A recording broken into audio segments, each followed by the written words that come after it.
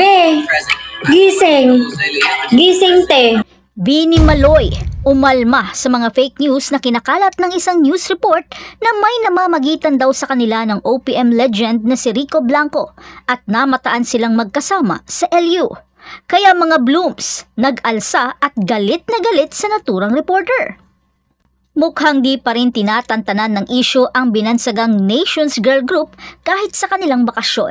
Kaya ngayon, ating tutukan kung ano ang pinagkakalat ng naturang balita sa isa sa mga miyembro ng BINI na si Bini Maloy at ng OPM legend na si Rico Blanco. Isang biyahe sa La Union ang nagdulot ng malaking chismis tungkol sa kanilang namumuong relasyon daw. Pero sinagot naman agad ito ni Maloy at sinupalpal ang naturang artikulo. Nagsimula ang lahat sa isang viral video na nagpapakita kina Maloy at Rico na naglalakad sa isang kalye sa La Union. Biglang binigyan ng kulay at nagsimulang mag-isip ng mga posibilidad tungkol sa isang posibleng relasyon. Kaya lumaki agad ito sa social media.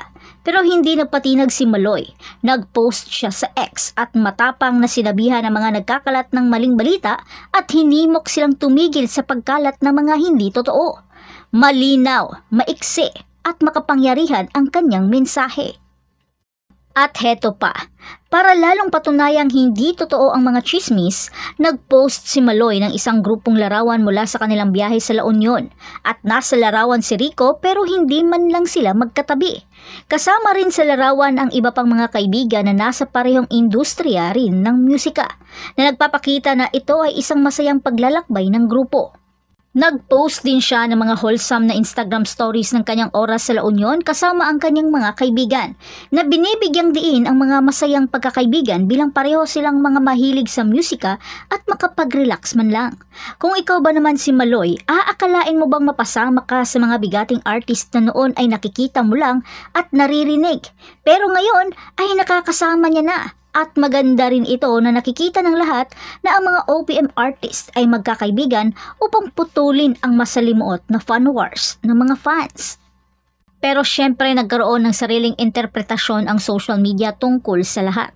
Habang nagulat ang ilang mga fans, marami naman ang nagtanggol kay Maloy na sinasabi na pwede namang maging magkaibigan ang mga lalaki at babae nang hindi ito otomatikong nangangahulugang may relasyon. Binatikos nilang double standard at ang pagiging madaling mag-isip ng relasyon batay sa kaunting ebidensya. Ang mga komento ay pinaghalong suporta, katatawanan at paglagay ng sentido komon sa naturang video. Mahalagang tandaan na si Maloy ay isang talented at matagumpay na batang artista na nakatuon sa kanyang karera